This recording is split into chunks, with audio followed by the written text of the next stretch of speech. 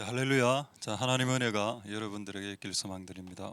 오늘은 우리 태국에 파송된 우리 두 선교사님, 서성찬 선교사님과 이윤순 선교사님으로부터 하나님께서 우리 교회에게 주시는 말씀을 듣는 시간을 가지도록 하겠습니다. 그래서 전반부 한 30분은 서 목사님이, 후반부 20분은 이윤순 선교사님이 해주시고, 두 분이 이제 메시지가 끝나면 이제 한번 찬양하고 우리 윤순 전도사님께서 한번 우리 교회를 위해서 기도해 주시고 서성 교사님이 축도로 예배를 마무리하도록 하겠습니다. 잘 아시겠지만은 태국의 방콕 수도 방콕 외곽의 방나라는 지역의 방나 임마누엘 교회 를 개척하시고 지금 사역하고 계신 두 분 선교사님입니다. 별 중요한 건 아닌데 서 목사님은 박병훈 집사님과 태원 집사님 동기 고등학교 동창으로 제가 알고 있습니다. 별로 중요한 건 아닙니다.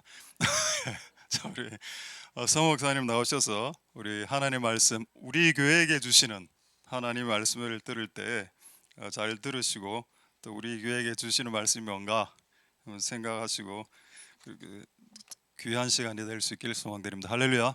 네, 우리 하나님께 영광의 박수 올려드리도록 하겠습니다. 할렐루야.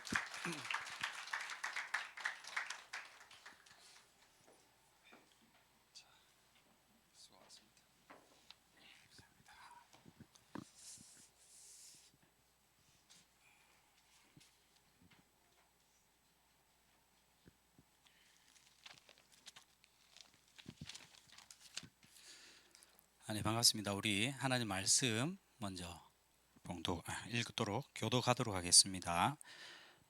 느헤미야 8장 1절부터 10절 말씀입니다. 저부터 읽겠습니다. 이스라엘 자손이 그 본성에 거하였더니 7월에 이르러는 모든 백성이 일제히 수문 앞 광장에 모여 학사 에스라에게 여호와께서 이스라엘에게 명하신 모세의 율법책을 가지고 오기를 청하매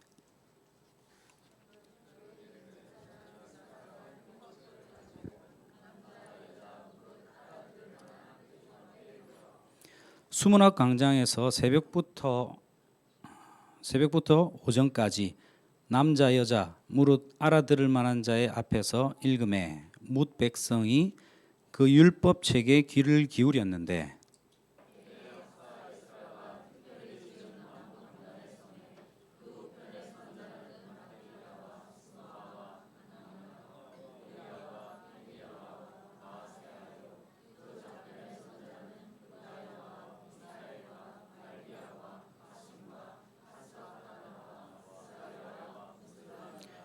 학사 에스라가 모든 백성 위에 서서 저희 목전에 책을 펴니 책을 펼 때에 모든 백성이 일어서니라.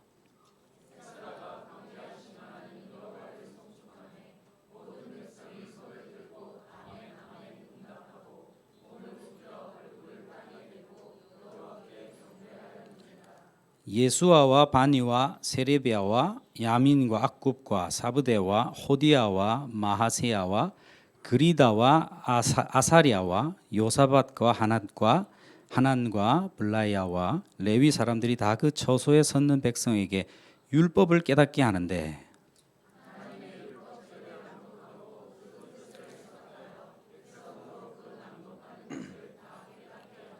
백성이 율법의 말씀을 듣고 다 우는지라. 총독 느헤미야와 제사장 겸 학사 에스라와 백성을 가르치는 레위 사람들이 모든 백성에게 이르기를 오늘은 너희 하나님 여호와의 성일이니 슬퍼하지 말며 울지 말라 하고. 같이 읽겠습니다. 느헤미야가 또 이르기를 너희는 가서 살진 것을 먹고 단 것을 마시되 예비치 못한 자에게는 너희가 나누어 주라. 이날은 우리 주의 성일이니 근심하지 말라. 여호와를 기뻐하는 것이 너희의 힘이니라 하고. 아멘. 안녕하세요. 태국에서 사역하고 있는 서성찬 선교사입니다. 이렇게 오랜만에 만나 뵙게 돼서 정말 반갑습니다. 그동안 한 3년이라는 시간, 대충 한 3년 동안 아마 참 쉽지 않은 시간들을 보내었을 거라고 생각합니다. 코로나 때문에 전 세계가 뭐 유례 없는 고통 가운데 있었고 태국도 마찬가지였고 많은 사람들이 실직하고 또 자살을 하기도 하고 많이 힘든 시간들이었습니다. 뿐만 아니라 요즘은 또 러시아 뭐 전쟁이라든지 또 한국의 여러 경제 사정이 부동산 값도 너무 많이 올랐고 3년 만에 나와 보니까 물가가 뭐 어마어마하게 올랐더라고요. 그래서 마트에 가면 지갑도 내려놔야 되고 마음도 내려놔야 하는 어떤 그런 상황이 연출이 되더라고요. 참 쉽지 않은 이 상황 가운데서도 또 이렇게 선교사와 함께 협력해 주시고 물심양면으로 또 후원해 주시고 기도해 주시는 것이 너무나 감사하다는 말 그리고 또 자랑스럽다는 말씀을 먼저 드리고 말씀을 나누도록 하겠습니다. 오늘 부족한 사람이 전하지만 그러나 하나님께서 주시는 말씀이라고 믿으시고 그렇게 마음속 깊이 간직하시는 저와 여러분들 되시기를 바랍니다. 제가 사역하고 있는 이 태국이라고 하는 나라는 정말 세계적인 나라입니다. 세계 많은 민족들이 아주 옛날부터 아주 많이 몰려서 함께 공존하고 있는 그런 나라입니다. 그래서 뭐 러시아 사람들이나 유럽 사람들이나 이렇게 얼굴이 하얀 사람들은 그냥 길에 가다 보면 그냥 바로 보이는 것이 태국이죠. 특별히 방콕이라고 하는 도시는 더욱 그렇습니다.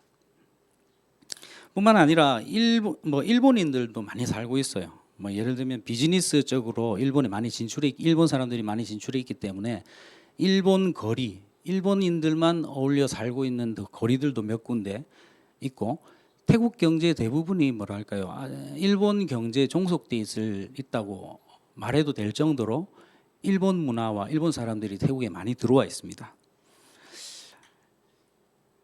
뭐 인도, 파키스탄, 이란 뭐 이런 아랍인들도 상당히 많이 들어와 있고 우리가 생각하는 것 이상으로 많이 들어와 있습니다. 그래서 그들도 나름대로의 상권을 형성하고 거리를 형성하고 그렇게 살아가고 있고요. 우리 한국도 마찬가지죠. 우리 한국인은 코리아타운이라고 하는 아주 작은 상권을 형성하고 있습니다. 비교적 아주 작습니다. 그냥 식당가 정도만 형성하여서 그렇게 살고 있는데 사실 뭐 한 10수년 전부터 한류 열풍이 대단했었죠. 그래서 한류 열풍의 그 영향력도 상당히 많이 받고 있고 뿐만 아니라 최근 들어서 뭐 오징어 게임이라든지 뭐 BTS 뭐 이런 K 컨텐츠들의 영향을 엄청 많이 받고 있습니다. 그 영향력은 사실 여기서는 실감할 수 없을 정도로 아주 큰 영향력을 끼치고 있습니다.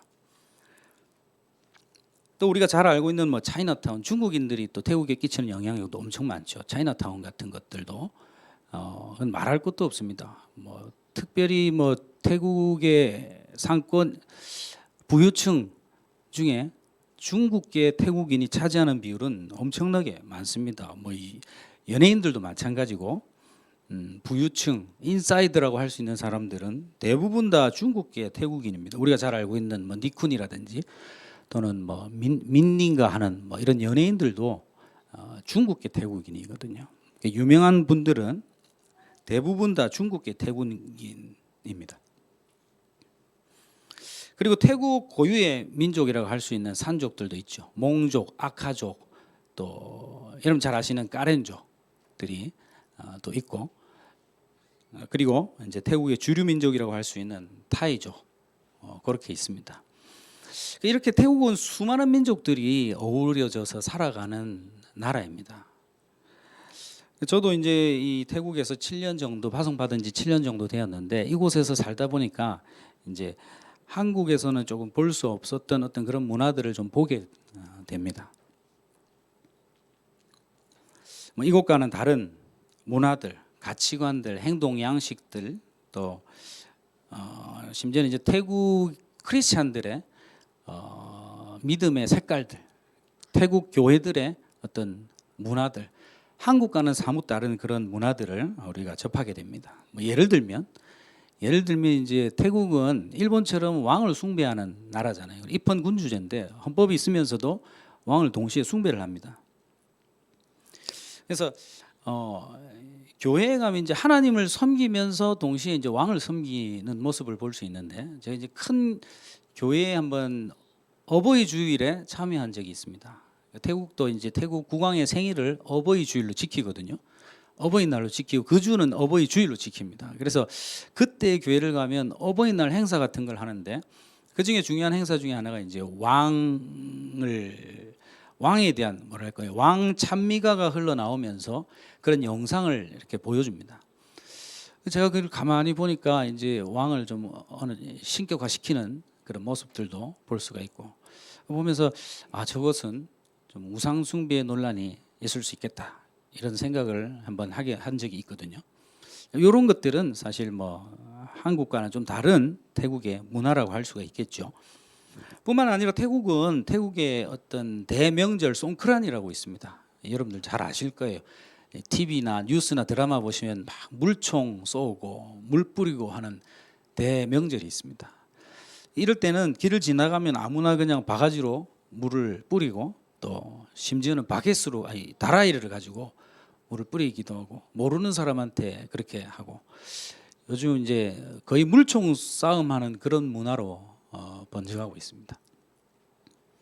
근데 이 송크란이라고 하는 것은 우리나라의 어떤 대한민국의 추석과 같이 아주 큰 명절이거든요. 민족의 대이동이 일어나는 그런 명절입니다. 그런데 이 송크란이 있는 주일, 보통 이제 송크란을 한 2주 정도로 잡거든요. 한 4일 정도를 놀지만, 휴일이지만 한 2주 정도를 보통 뭐 송크란 기간이라고 하고 2주 정도를 노는 것들도 많이 있습니다. 그 송크란이 있는 주간이 마침 우리가 정말 경건하게 지키는 부활절 한 주 전주거든요. 그때가 이제 고난 주간이잖아요. 고난 주간인데 이 나라는 이제 송크란은 아주 축제 기간이라는 거죠. 그래서 이제 교회에 가서, 교회에서 이제 고난 주간이니까 뭐 금식해라, 아주 우리가 부활주의를 우리가 경건하게 맞이하기 위해서 우리가 아주 오락을 삼가하고 우리 모든 것들을 삼가하고 금식해라, 이렇게 말하는 것은 사실 조금 무리가 있는 문화입니다. 이것 또한 태국의 문화라고 할 수 있죠.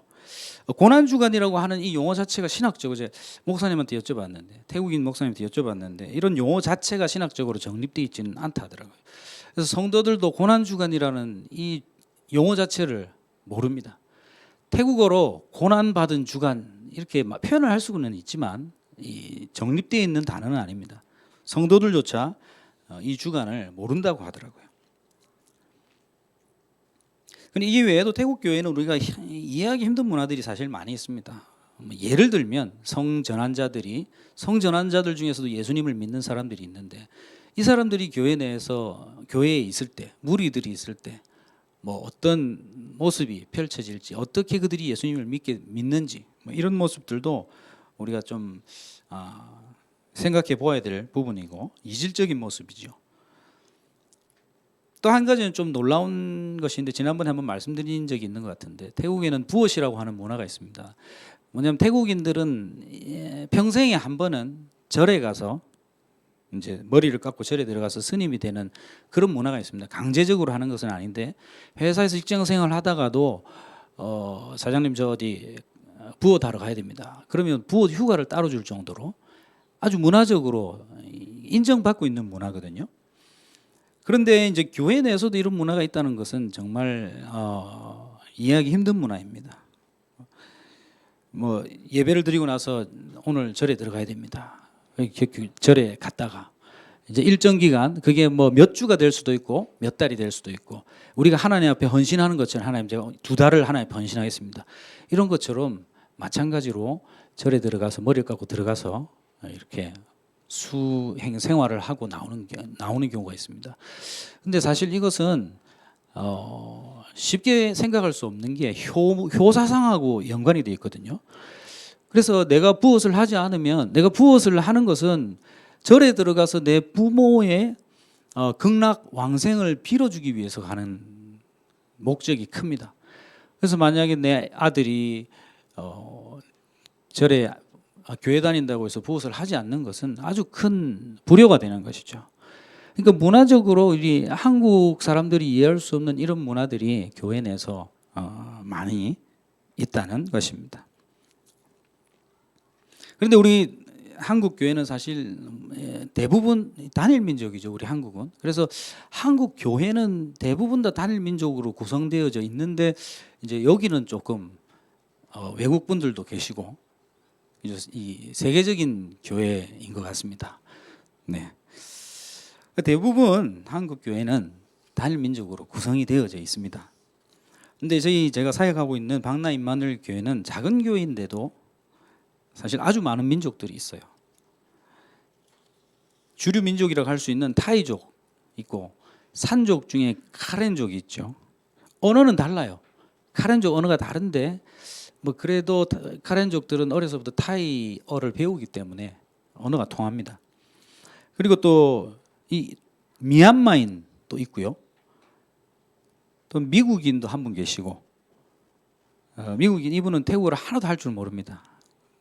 그냥 예배 드리러 오는데 와서 영어 성경책을 보고 있습니다. 예배 마칠 때까지. 근데 이분 아내가 태국인이기 때문에 이 교회를 오고 있고 또 이제 그러면 미국인과 태국인 사이에서 태어난 혼혈인도 한 명 있죠. 그리고 한국인, 선교사 한국인이 있습니다. 굳이 따지자면 6개의 민족이 한 교회 안에 있다는 것입니다. 여러분 한 6개 민족이 한 교회 안에 있다는 것을 한번 생각해 보신 적이 있는지 모르겠는데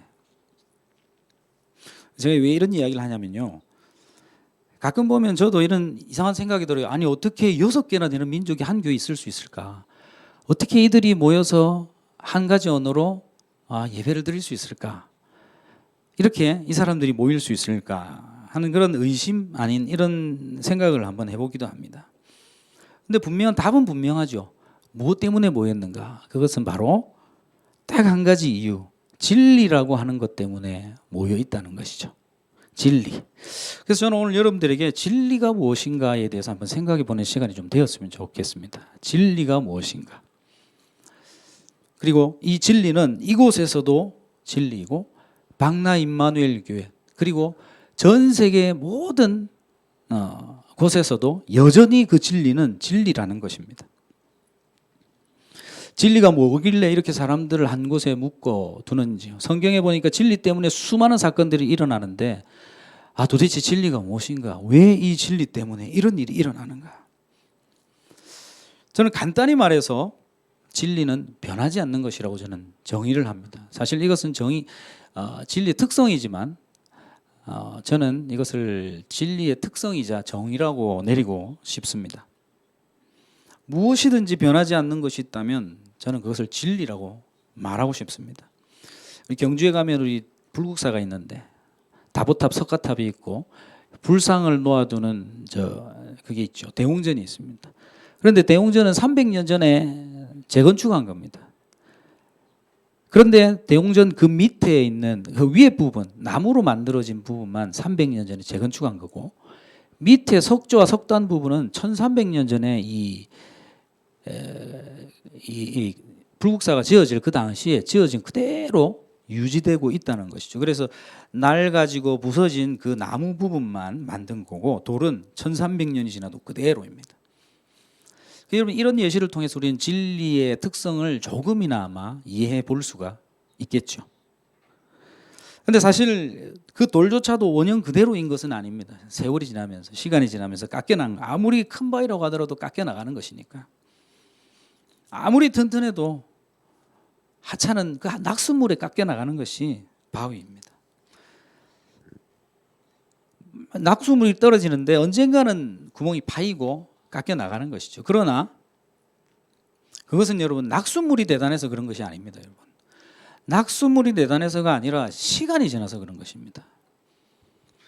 세월이 지나면 하찮은 낙수물도 바위를 도려내고 부수는 날이 오게 되어 있습니다. 이 낙수물보다 무서운 게 바로 시간입니다. 세월입니다. 여러분 세월이 흐르면 바뀌지 않는 것이 있던가요? 여러분 옛날에는 10년만 있으면 강산이 바뀐다 그랬는데 요즘 3년만 지나도 너무 많은 것들이 바뀌더라고요. 3년 만에 한국에 나왔는데 뭐 무인 결제하는 게 뭐가 그리 많은지 카드가 없으니까 뭘 사지를 못하겠더라고요. 어렵더라고요. 교통 법규들도 다 바뀌어가지고 50km 이내로 달려야 되고 또 분리수거하는 것도 3년 전하고는 이 수준이 상당히 올라갔습니다. 하기가 너무 힘들더라고요. 적응하는데 시간들이 좀 많이 걸렸습니다. 너무 많이 바뀌는 것 같아요. 영원할 것 같아도 다 바뀝니다. 바다도 영원할 것 같은 바다도 해류가 바뀌고 수온이 바뀌고 수위가 바뀌고 저 뜨거운 태양도 시간이 지나면 그 수명이 태양도 수명이 정해져 있지요. 언젠가 태양도 죽게 됩니다. 제가 고등학교 때 일인데요. 아직도 생생하게 기억이 나는데 고등학교 2학년 때 해운대 고등학교를 다녔습니다. 여기 동기 동창 두 분이 앉아 계시는데 그 버스 정류장을 제가 가다가 이렇게 코가 좀 간지러워서 코를 이렇게 만지다가 이렇게 좀 후볐습니다. 그러다가 제가 그때 그러다가 코피가 났어요. 제가 그때는 한 2주에 한 번씩 코피가 났었거든요. 이 점막이 약해가지고 코피가 나니까 이제 목을 이렇게 뒤로 숙이면서 피가 이렇게 뒤로 넘어가니까 침을 뱉게 되잖아요. 그래서 그 버스 종점에서 침을 탁 뱉었는데 피를 뱉은 겁니다.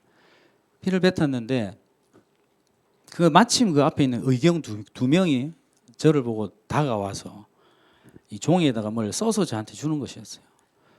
이제 범칙금, 경범죄 범칙금이라고 종이에 써서 주는 거예요. 제가 이제 아니 전 침 뱉은 게 아니라 피를 뱉은 거라 여기 한번 보라고 나 피를 뱉었다고. 그랬더니 그 의경 중에 한 명이 아주 딱딱하게 매뉴얼대로 이렇게 말하는 것이었습니다. 저희는 적발할 권리는 있어도 봐줄 권리는 없습니다. 그렇게 얘기하니까 제가 할 말이 없는 거예요. 그래서 뭐 어쩔 수 없이 그 종이를 받아들고 집에 와서 무거운 마음으로 며칠을 끙끙 앓다가 어머니에게 이 짐을 드렸던 적이 있습니다. 당시 1990년대에는 고등학생에게 5만 원이라는 것은 큰 돈이었죠. 근데 여러분 제가 이 얘기를 왜 하냐면 제가 국민학교 때만 해도 국민학교 시절만 해도 길거리 침 뱉는 것은 죄가 아니었습니다. 경찰이 와서 경범죄라는 그 명목하에 벌금을 내야 되는 그런 죄의 항목이 아니었다는 것입니다. 그런데 고등학교 때쯤 되면서부터 해당 이 행정기관에서인가 뭐 행정명령인지 뭐 정확히는 제가 모르겠지만 그것을 죄라고 공포한 것입니다. 그래서 사람들은 언젠가 그때부터 그 법에 굴복하고 그 법에 맞춰 살아가게 되었습니다. 한순간에 죄가 아니었던 게 죄가 되었다는 것입니다. 여러분 이렇게 죄의 기준이 변한다는 게 이상하지 않습니까? 누가 죄의 기준을 정하는 것입니까? 사람이 살아가는 거의 모든 나라에는 뭐 헌법, 행정법, 민법, 사법 이런 법들이 존재합니다. 보통 법이라고 하는 것은 신으로부터 주어진 것이 아니라 사람이 만들었는데 머리 좋은 사람들이 아주 객관적이고 경험적이고 사회 통념이 통용되는 통념들을 바탕으로 해서 머리 좋은 사람들이 안에서 이렇게 만든 게 바로 법이잖아요. 그래서 이 법이라고 하는 것은 허점이 있을 수밖에 없습니다. 또 판례법이라고 하는 것이 있습니다. 판례법. 그러니까 판사가 법을 적용하고 이렇게 땅땅땅 판결을 딱 하고 나면 그 자체가 또 법이 되는 것이죠. 서구권에서 그렇게 많이 하고 있는데 이 판례법은 다음 비슷한 사건에 또 영향을 주게 되는 것이죠. 그렇게 법이 자꾸 이렇게 변해가는 것이고 진화해가는 것입니다. 또 판사마다 1심 판결을 다르고 2심 판결을 다르고 3심 판결을 다르고 법 체계가 그렇게 자꾸 바뀌고 변화되어져 가는 것입니다. 뿐만 아니라 이 법을 이용해서 사기치는 사람들도 있고요. 그런데 법은 그 시대의 통념과 상식과 여론을 통해서 만들어지는 것입니다. 종교를 제외하고 인간이 가장 신성하게 여기는 것이 법이거든요. 이제 법원에 가면 이 법복을 입고 판사와 검사가 법복을 입고 판결을 합니다. 그 법이 그 옷이 상징하는 것이 바로 법의 위엄성, 어떤 법의 거룩성, 너희가 감히 침범할 수 없다. 그런 것을 이야기하는 것이죠. 그런데 이 법이라는 것이 바로 시대가 지나고 사회 가치관이 바뀌고 이렇게 변해가는 것입니다. 세월 앞에 장사가 없습니다. 1300년 동안 그 자리를 지켜온, 아니 수만 년 동안 그 자리를 지켜온 바위들도 세월 앞에 무너지는 것입니다. 세월이 지나면 안 바뀌는 것이 없습니다, 여러분. 우리나라에서 가장 권위 있다는 헌법도 마찬가지죠. 결국은 사람들이 살아가는 삶의 방식, 그 법을 규정해 나가는 것입니다. 이런 것들이 결국 죄냐 아니냐를 결정지어주는 기준이 된다는 것입니다. 아까 세월 앞에 장사가 없다 그랬는데 여러분 아시죠? 성소수자들이 시간이 지나면 지날수록 더 많아지고 있다는 거. 성소수자가 아니라 성다수자가 될지도 모릅니다. 시간이 지나면요. 십수년 전에 매사추세츠주에서 유럽의 몇 개 나라를 따라서 동성애법을 통과를 시켰는데 그 전까지만 해도 이게 매사추세츠 주에서는 죄가 아니었던 것입니다. 그런데 법을 통과시키고 나니까 죄가 된 것입니다. 오히려 이것을 죄라고 비판하는 사람이 죄인이 되었습니다. 우리나라도 여러분들 마찬가지거든요. 한 8년 전쯤인가 어디 프레스센터에서 기자회견을 열었는데 거기서 이제 한국 교회 언론에서 설문조사한 것을 발표했는데 뭐 내용들은 자세하게 있지만 줄여서 말씀을 드리면 국민의 그 조사했던 사람들 중에 10명 중에 7명은 동성애를 비정상적인 사랑이라고 생각을 했고 2명은 정상적인 사랑이라고 인식을 하고 있답니다. 1명은 기권이고요. 그리고 연령대별 조사를 보니까 나이가 적을수록 동성애에 대해서 점점 관대하게 생각한다는 것입니다. 고연령층으로 갈수록 동성애에 대해서 더 이제 거부감을 느끼고 있다는 것입니다. 그럼 이것이 바로 제가 말씀드리고 싶은 거, 세월이 지나면 죄의 기준이 바뀌는 거죠. 세월이 지나면 가치관이 바뀌고 그러면서 법이 바뀌고 다 이렇게 바뀌어가는 것입니다. 그런데 이렇게 저연령층으로 갈수록 관대해지는 이유가 뭐냐면 그 이유를 물어보았더니 원인을 분석해 보았더니 동성애자의 실상을 모른 채 동경하거나 상업적 매체의 동성애 미화의 영향을 받았기 때문에 TV에서 매체에서 계속 틀어주고 보여주니까 그것이 자연스러워졌다는 것입니다.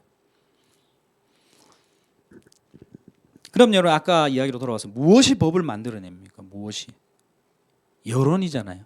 그죠? 여러분 아시는 것처럼 여론이 얼마나 여기 왔다가 저기 왔다가 흔들흔들합니까?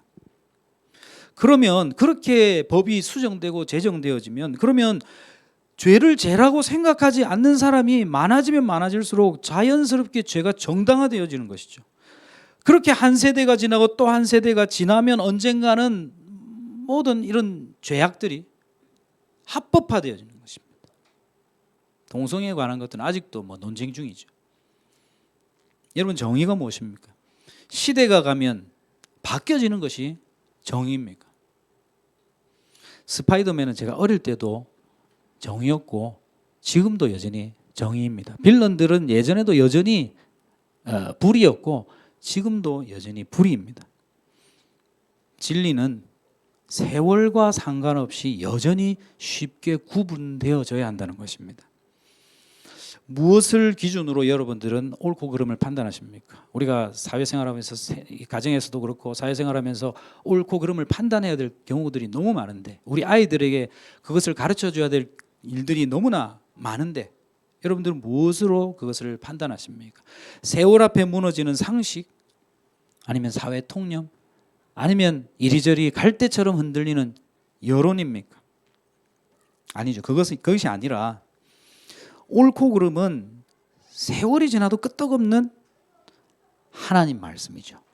그것이 우리의 잣대가 되어야 한다는 것입니다. 그것으로 우리는 분별을 해야 된다는 것이고 그래서 우리는 하나님의 말씀을 진리라고 말한 고백하고 그렇게 믿는 것입니다. 이것은 문화와 상관없고 인종과 상관없고 민족과 상관없습니다.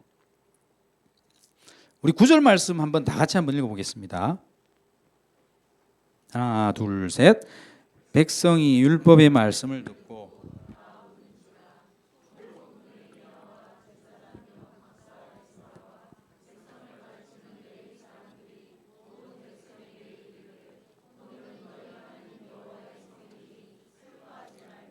울지 말라 하고 백성들이 말씀을 듣다가 울었다고 그랬습니다.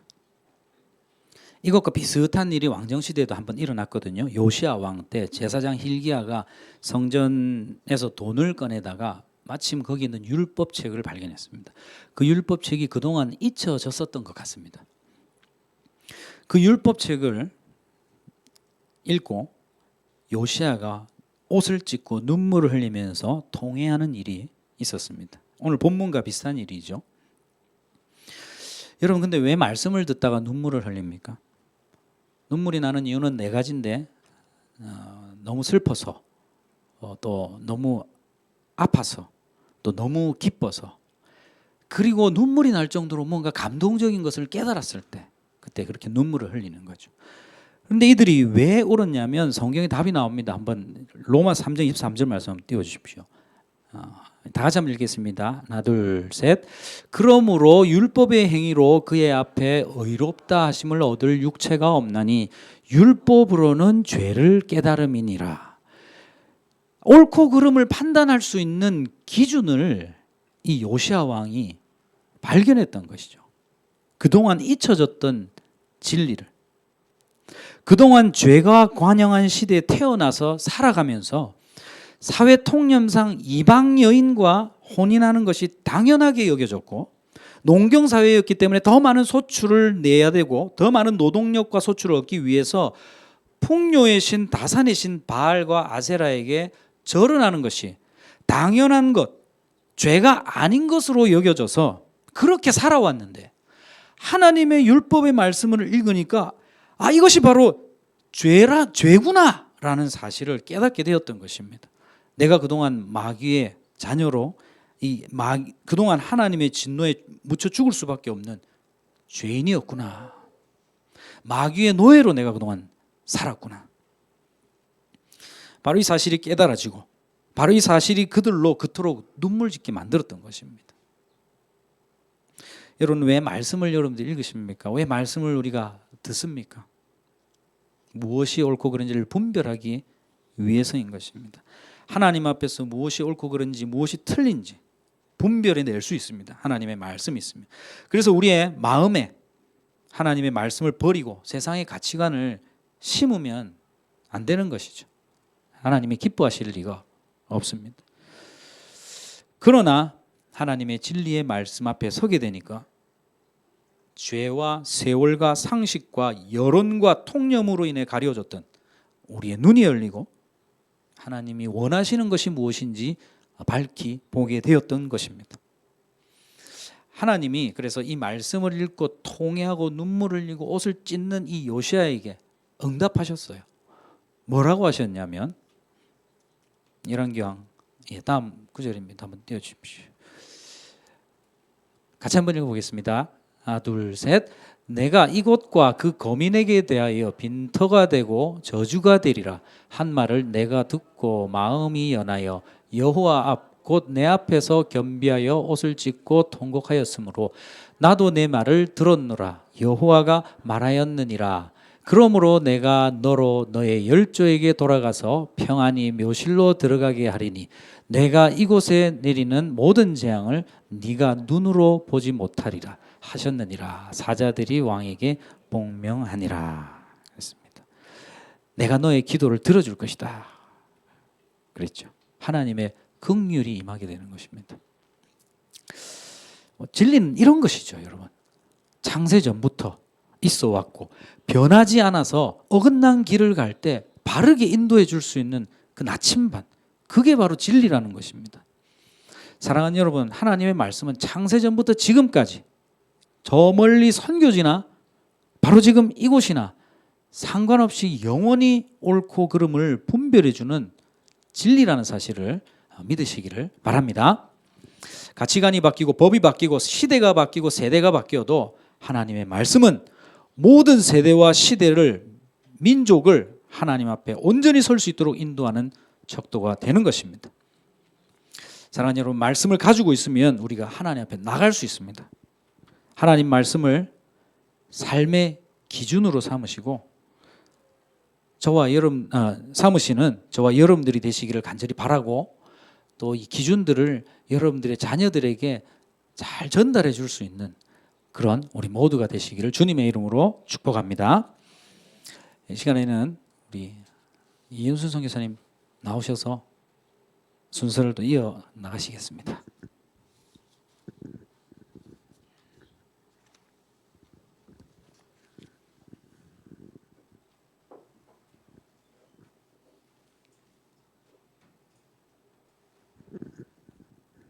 네, 반갑습니다. 태국의 이윤순 선교사입니다. 제가 키가 작아갖고 잠깐 올라가요. 네, 사진 잠시만 보여주시겠습니까? 저희 사역하는 모습 그냥 30초 정도, 1분 정도, 네, 쭉쭉 돌려주시면 됩니다. 네, 저희 교회 모습입니다. 네, 매일 15명의 아이들이 이렇게 와서 영어를 배우고 있습니다. 코로나 기간에도 계속 있었습니다. 계속 넘겨주시고, 네, 이렇게 단기 팀들이 오면 이렇게 피자도 아이들 먹이면서 이렇게 또 사역도 하고 지나가면, 네, 넘겨주세요. 계속 넘겨주세요. 네. 여기 우리 하나샘 교회가 오셔갖고 이렇게 넘겨주시면 됩니다. 교회를 아름답게 바꿔주셨습니다. 교회 본당 모습 이렇게 바꿔주셔서 저희가 이 본당에서 너무 예배 잘 드리고 있습니다. 그리고요, 부엌도 이렇게 아름답게 변해주셔. 쥐가 너무 많이 들어와서, 쥐가 고양이 많아요, 진짜 태국 쥐는. 그런데 그 쥐가 너무 많이 들어와서 힘들었는데 그 이후로부터 오시고 난 다음부터 쥐가 들어오지 않고 있어서 정말 감사하더라고요. 또 넘겨주시고, 네, 그때 하나 생겨서 우리 윤호 목사님께서 능력의 말씀을 선포해 주셨습니다. 네, 넘겨주세요. 예. 야시장에 가서 거리 공연이 아주 자연스럽습니다. 태국은 그때 함께 오셔서 이렇게 공연해 주셨고, 그 이후에 계속 넘겨주시면 저희 교회 모습입니다. 그리고 이제 코로나 기간에 전국으로 이제 저희가 전도를 못 가니까 전국에 있는 태국 사람들한테 신청을 받아서 이런 한국으로 철수하는 사람들에게 한국어 책을 받는다든지, 또 저희 집에 있는 책들이나 뭐 중고로 사기도 해서 책을 전국으로 이제 소포를 보내면서 전도지를 다 배포하는 사역을 또 이 코로나 기간에 해서 훨씬 더 코로나 이전보다 많은 영혼들을 만나고 이렇게 했던 것 같습니다. 네, 요까지만 보겠습니다. 시간이 많이 없는 관계로 짧게 말씀을 나누겠습니다. 오늘 말씀은 삽질할까 의지할까 이 말씀인데요. 인간에게는 혹시 지랄 총량의 법칙을 들어보셨습니까? 인간은 태어나서 죽을 때까지 지랄할 수 있는 그 총량이 있다고 합니다. 그 총량의 그 지랄을 다 하고 나서 죽는다고 합니다. 제가 태국에 가서 그 모든 총량을 다 썼던 것 같습니다. 네, 오늘 말씀 잠깐 띄워주시면요. 네, 그 다음 말씀 먼저 보겠습니다. 네, 한번 읽어보겠습니다. 시작. 내 백성이 두 가지 악을 행하였나니 곧 생수의 근원되는 나를 버린 것과 스스로 웅덩이를 판 것인데 그것은 물을 저축치 못할 터진 웅덩이니라. 네, 이스라엘 백성이 두 가지 악을 행하였대요. 첫 번째는 생명의 근원 대신 하나님을 버린 것과, 두 번째는 스스로 웅덩이를 팠다는 거죠.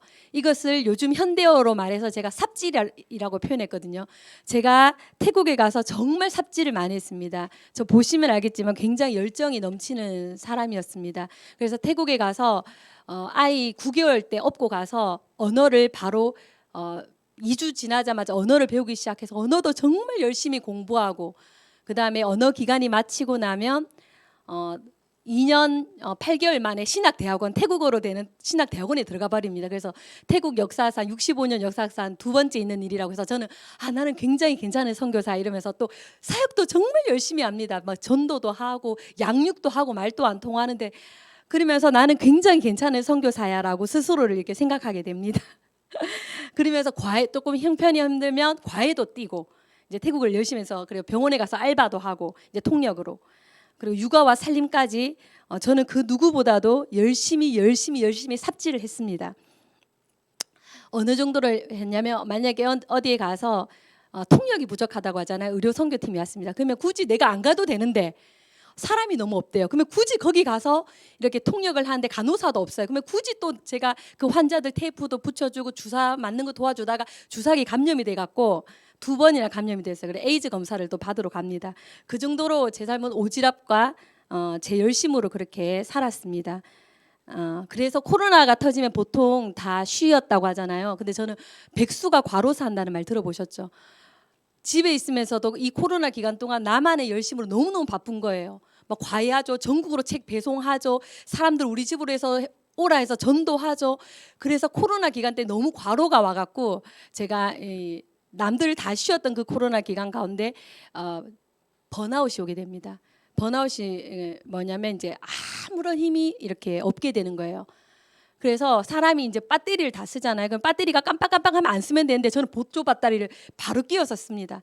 그 정도로 제 열심히 이렇게 특심했었는데 어느 날 이렇게 번아웃이 오니까 잠을 못 자고 새벽 4-5시가 자야 되는데 그 다음날 6시에 대학원을 가야 되는데 잠을 자야 되는데 잠을 못 자고 아침에 눈을 떴는데 하루 살아가는 게 너무 24시간이 긴 거예요.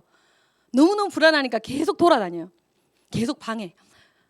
그러니까 저는 왜 이런지 몰랐어요. 저는 열심히 살았는데 남들보다 그 누구도 이제 연수로는 8년이고 만으로 7년이거든요. 그 누구보다 열심히 살았는데 왜 나에게 이런 증상이 올까? 또 저는 이 우울증과 또 이런 장애들을 극복하기 위해서 또 열심히 또 상담도 받고 운동도 하고 햇빛도 보고 그다음에 막 공부도 하면서 3개월 만에 또 이걸 극복을 해냅니다. 그래서 약 없이 우울증과 이런 것들을 극복을 해낼 또 성경도 막 소리내서 읽고 이렇게 살았었는데 하나님께서 그 전 구절 한번 주시겠어요? 우리 삶에는 저는 삶은 태국에서 저는 열심히 삽질을 하는 삶을 살고 삽질만 했겠습니까 어디 또 하나님을 의지하는 삶도 이렇게 살죠. 2가지 삶이 왔다 갔다 했습니다. 자 한번 성경 구절 시편 62편 8절 말씀 읽어보겠습니다. 시작. 백성들아 시시로 저를 의지하고 그 앞에 마음을 토하라. 하나님은 우리의 피난처시로다. 여기서 시시로라는 말은 히브리어로 원어로 베칼 에트라는 말입니다. 그러니까 항상 하나님을 의지하라. 그리고 태국어로는 달러드웰라라는 말이거든요. 그 단어는 항상 늘 계속 변함없이 주님을 의지하라는 말입니다. 그리고 영어로는 at all times라고 이렇게 나왔더라고요. 항상 늘 하나님을 의지하래요.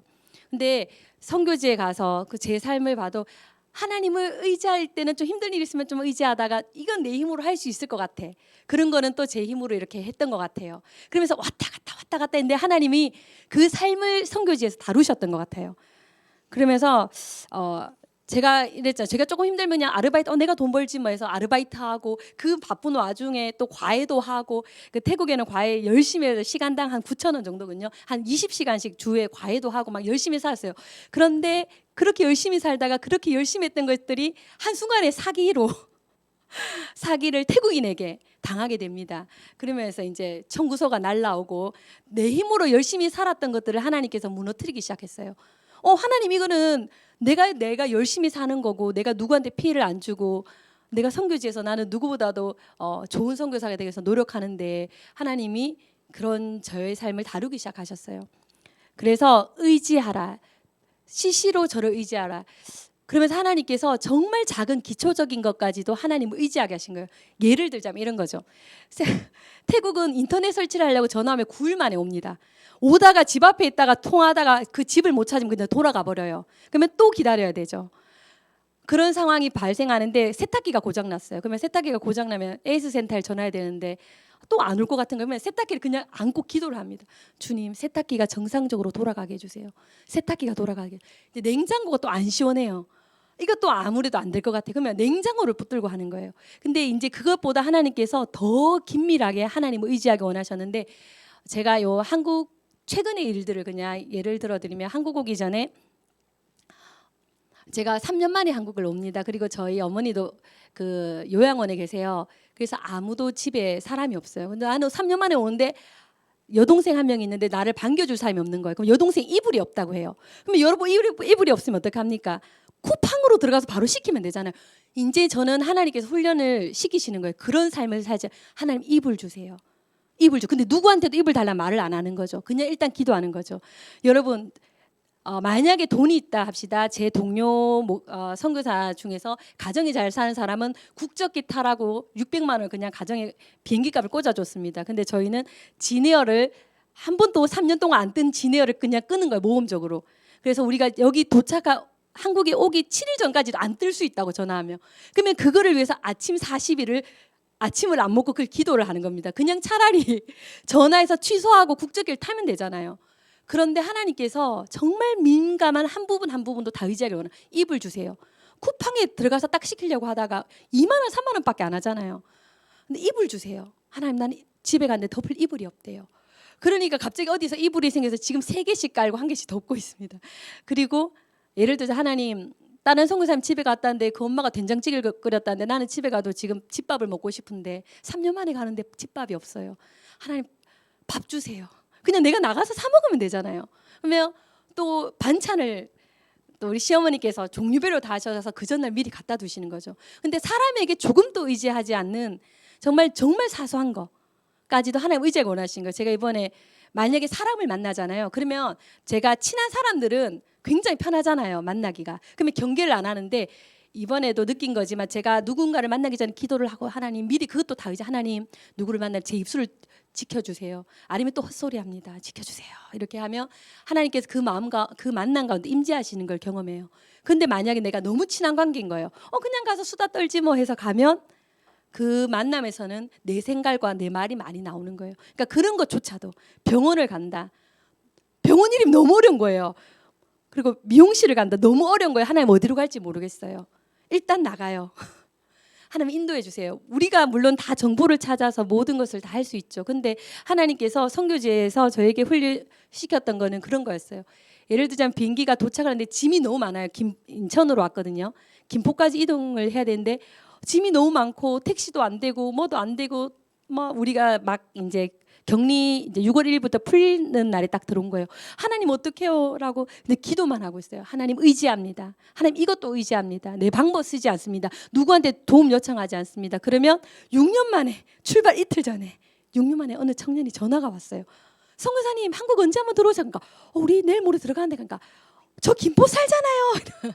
그래서 바로 출발 이틀 전에 공항 픽업을 나와서 저희가 짐을 무사하게 들게 되고 하나님 근데 또 김해에서 또 저희 집까지 박스도 많이 되고 이거 아니면 제가 지하철 타고 이동하려고 합니다. 어떡하죠? 근데 누구에게도 저의 생각으로 연락을 하고 도움을 요청하는 하나님 원하시지 않는 그런 마음을 주셨어요. 그러면 하나님이 또 바로 출발 하루 전날 연락을 이렇게 하면서 제가 느낀 거 이 말씀을 왜 드리냐면 우리 삶 속에서 삽질을 내 열심으로 내가 뭔가를 선택할 수 있는 상황도 있고 그다음에 정말 사소한 것까지도 주님을 시시로 항상 원어대로 항상 늘 계속해서 지속적으로 하나님을 아주 작은 것까지 의지할 수 있는 우리의 삶에 많은 선택들이 있습니다. 근데 하나님께서 선교지에서 저에게 이 훈련을 시키면서 마지막 말씀 좀 주시겠어요? 우리 오늘 이 교인 분들과 함께 나누고 싶은데요. 미가서 말씀 부탁드립니다. 네, 우리 함께 읽겠습니다. 시작. 내가 무엇을 가지고 여호와 앞에 나아가며 높으신 하나님께 경배할까? 내가 번제물 1년 된 송아지를 가지고 그 앞에 나아갈까? 여호와께서 천천의 수양이나 만만의 강수 같은 기름을 기뻐하실까? 내 허물을 위하여 내 맏아들을 내 영혼의 죄를 인하여 내 몸의 열매를 드릴까? 사람아, 주께서 선한 것이 무엇임을 내게 보이셨나니 여호와께서 내게 구하시는 것이 오직 공의를 행하며 인자를 사랑하며 겸손히 내 하나님과 함께 행하는 것이 아니냐. 아멘. 저는 이 하나샘 교회를 오면서 아주 짧은 10분 15분이라는 이 시간 동안 여러분들에게 나누고 싶은 것은 여러분들이 하루의 삶을 살 때 그러니까 그런 삶을 살면 너무너무 하루하루가 기대가 되고 기쁜 거예요. 예를 들어서 오늘 아침에도 산책을 하나님 어느 방향으로 갈까요? 그냥 내가 아무 때나 걸어가면 되잖아요. 아주 사소한 것조차도 하나님 얼마 전에 제가 운동화가 없어요. 걷고 있는데 하나님 발이 아파요. 아침 7시였어요. 운동화가 하나 필요한데 그때 마침 제가 장을 보려고 15,000원을 들고 있었는데 24시간 할 마트에서 14,000원짜리 운동화가 바로 앞에 맞는 사람 신으시라고 딱 붙여져 있는 거예요. 며칠 전에 그것도 신고 이제 또 그 다음 날은 또 하나님 양말이 하나 없는데 주님 이 작은 것도 의지합니다. 여러분들이 보면 너무 유치할 수 있겠죠. 저는 제 열심으로 너무 열심히 살고 뭔가를 이루고 성취하고 그랬던 삶을 살았을 때는 저 혼자 기뻤어요. 그런데 정말 사소한 것 하나 제 친구 중에는 저는 신학교 출신이기 때문에 말빨이 센 사람들이 많아요. 엄청 설교도 잘하고 웃겼다 울렸다 정말 설교를 잘하는 사람이 있어요. 그런 사람은 뭐 이렇게 CBS 이런 데도 많이 나오고 하더라고요. 뭐 생명 뭐 이런 데 하는데 그런데 어떤 사람은 내 친구 중에 너무 무대 공포증도 있고 두려움도 있고 말도 못하고 목회자의 자질을 하기에는 소위 말해서 아웃사이드 같은 인사이드가 아닌 인기 없는 스타일이에요.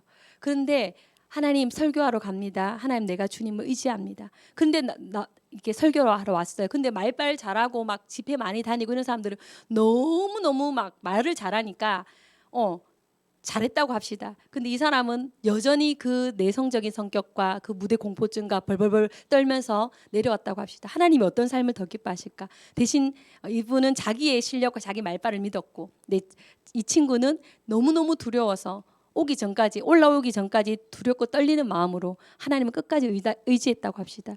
하나님이 어떤 삶을 더 기뻐하실까요? 저는 결과는 중요하지 않다고 생각해요. 저는 젊었을 때도 사역을 열심히 해서 결과도 많이 받고 공부도 할 만큼 열심히 해서 결과도 많이 받고 근데 하나님이 그 결과가 아무것도 나에게 중요하지 않다. 나에게는 내가 너에게 우리들의 삶에 선한 것임이 무엇임을 내게 보였나니 겸손히 네 하나님과 한 걸음 한 걸음 행하는 것이다. 그러면 우리 하루의 삶이 기대가 되는 거예요. 아주 작지만 감사가 넘치고 그러니까 하나님과 함께 있을 때 그 기쁨을 내가 놓치기 싫으니까 더 의지하게 되고 더 묻게 되고 이불 하나까지 하나님 숟가락이 또 없는 거예요. 오랜만에 친정 하나님 숟가락이 없으니까 누가 금 도금된 수저를 또 이렇게 2세트를 주더라고요. 근데 사람에 의지하지 않고 그거를 내가 체험을 하고 그 맛을 보니까 너무너무 재밌는 거예요. 그러니까 너무 밋밋하거든요. 선교지의 삶은 너무 덥고 너무 지치고 피곤하고 하지만 그 똑같은 하루의 삶에도 여러분의 일상 직장 생활에서도 학교 생활에서도 가정에서 살림하는 그 음식 메뉴까지도 그리고 여러분들의 성품까지도 하나님께 하나하나 의지하고 맡기실 때 하루하루가 너무너무 기대가 되고 남들이 보면 모르죠. 나와 하나님만 아니까. 나와 하나님은 내가 의지했을 때 하나님이 바로바로 경험해 주시는 거 아니까. 그러면 여러분의 삶이 결과가 중요한 것이 아니라 풍성해지고 기쁨이 다시 제가 깊은 우울증이 있었다 했잖아요. 기쁨이 다시 오고 정말 겸손한 어린아이처럼 하나님 나는 못합니다. 이것조차 못합니다. 라고 하나님 손을 꼭 잡고 여러분 주님과 함께 동행하시길 바랍니다. 우리 오늘 찬양 하나님의 사랑을 사모하는 자 너무 좋던데 오늘 그 찬양으로 하나님께 마지막으로 올려드리고 서성교사님 나오셔서 축도하시겠습니다. 제가 노래를 정말 못해요. 혹시 찬양으로 주님을 의지하지만 찬양으로 함께 도우실 분 있으면 함께 도와주셨으면 감사하겠습니다. 주만 바라볼지라 찬양하겠습니다.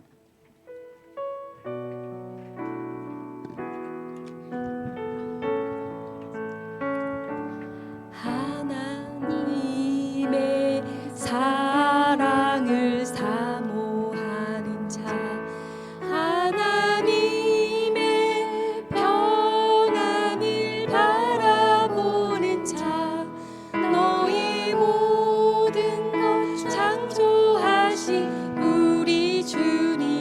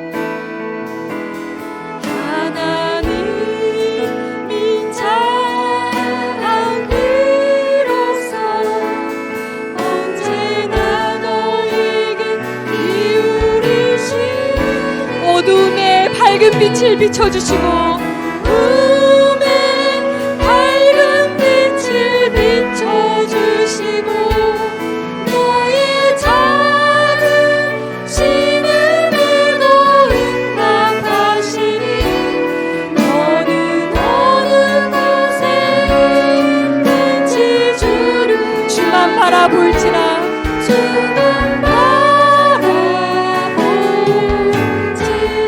이 시간 마지막으로 찬양 한 번 더 하실 것들 우리 가슴에 손을 얹으시고 하나님, 제가 제 삶을 의지하고 내가 내 중심적으로 살고 내가 내 힘으로 한다고 했던 것들이 있으면 이 시간 주님 앞에 내려놓습니다. 하나님, 다시 어린아이처럼 하나님, 나는 아무것도 할 수 없어요. 하나님, 이것도 도와주세요, 저것도 도와주세요. 하나님 의지합니다. 하나님 없이는 저는 살 수 없습니다라고 주님께 우리의 삶과 우리의 하루의 일상과 우리의 인격과 우리의 변하지 않는 인격과 우리의 삶의 습관과 그리고 하나님한테 묻지 않고 제 맘대로 이제 좀 컸다고 하나님 앞에 의지하지 않았던 죄가 있다면 그것을 다 내려놓고 이제 전적 의존 하나님 앞에 하겠습니다. 하나님만을 바라보겠습니다 라는 마음으로 우리 잠잠히 찬양 마지막으로 한번 더 하시겠습니다. 하나님의 사랑을 사모하는 자, 하나님의 평안을 바라보는 자, 너의 모든 것 창조하신 우리 주. 여러분을 얼마나 사랑하시는지요, 얼마나 사랑하시는지.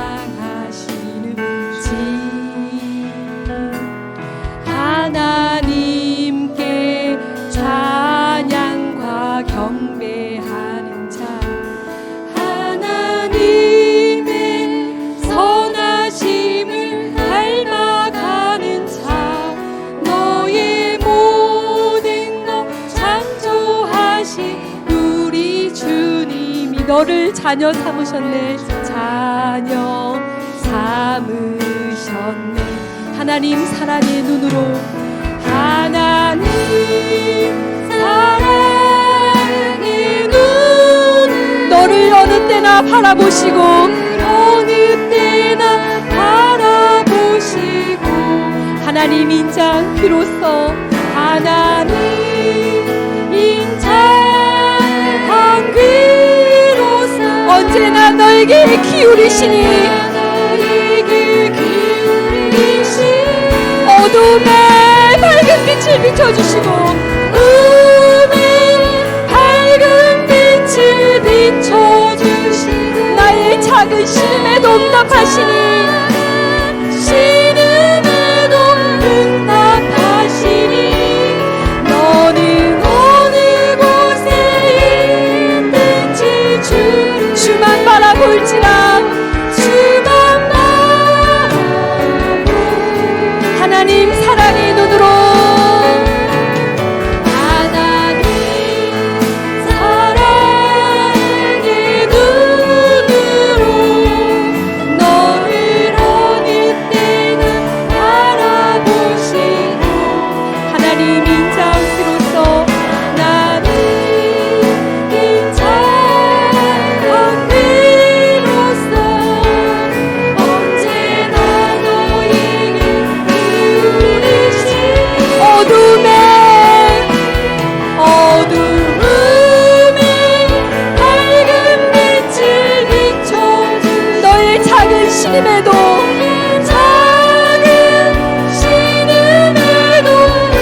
응답하시니 너는 어느 곳에 있는지 주를 향하고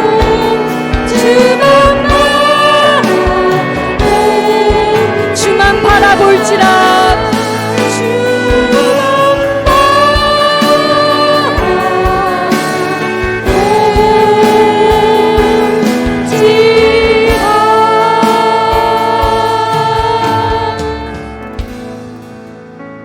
하나님, 내 백성이 두 가지 악을 행하였나니 곧 그들이 생수의 근원되는 나를 버린 것과 스스로 웅덩이를 판 것인데 그것은 그 물을 가두지 못할 터진 웅덩이 들이니라. 하나님, 우리의 삶 속에서 이제 조금 신앙생활 했다고, 이제 조금 내 힘으로 할 수 있다고, 우리의 삶 속에서 내가 내 삶의 주인이 되어서 살아갔던 것들을 회개합니다. 중요한 결정은 하나님과 의논하지만 아주 작은 삶의 작은 순간순간들을 하나님께 의지하지 않고 사람이 보기 좋은 대로, 내가 보기 좋은 대로 그렇게 행하였음을 하나님 회개합니다. 하나님, 이제부턴 아주 작은 삶의 순간순간까지도 하나님을 의지하기 원합니다. 하나님, 매일 반복되는 일상 속에서 하나님을 경험하길 원합니다. 하나님의 사랑을 경험하길 원합니다. 하나님이 정말 내 삶의 구석구석까지 아주 작은 신음까지도 응답하시고 동행하시고 함께 하신다는 것을 경험하는 삶이 되길 원합니다. 정말 이제는 너무 일상화되어 있고 고속화되어 있고 굳어져 버려 있는 저의 신앙생활을 변화시켜 주시옵소서. 다시 하나님 앞에 민감하길 원합니다. 다시 하나님만을 전적으로 의지하길 원합니다. 사람 의지하지 않길 원합니다. 내가 가진 돈을 의지하지 않길 원합니다. 내가 가진 실력과 능력을 의지하지 않길 원합니다. 내가 가진 판단과 나의 머리를 의지하지 않길 원합니다. 이제는 정말 미가서 말씀처럼 겸손히 하나님과 하루하루 한 시간 매 순간 의지하고 동행하며 살아가게 하여 주시옵소서. 우리의 삶을 변화시켜 주시옵소서. 우리의 삶을 불쌍히 여겨 주시옵소서.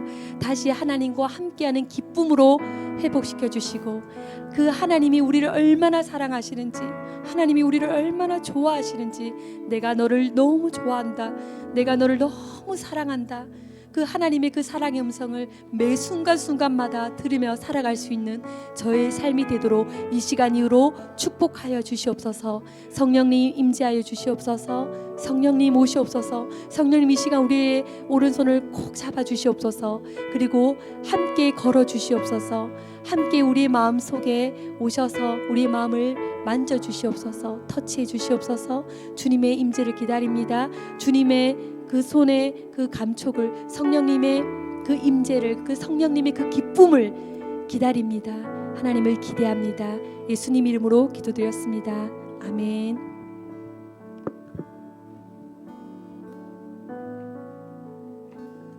축복기도 하겠습니다. 이제는 우리 주 예수 그리스도의 은혜와 하나님 아버지의 크신 사랑과 성령님의 인도하시는 은혜가 오늘도 하나님이 없다고 속이는 이 세상 가운데에서 주님의 진리의 말씀을 우리 삶의 나침반으로 척도로 삼기를 소망하고 다짐하는 성도들 머리 위에와 모든 삶 가운데 주님을 세세하게 의지하며 살아가기로 작정하는 모든 하나샘교회 성도들 머리 위에 이제로부터 영원토록 함께 있을지어다.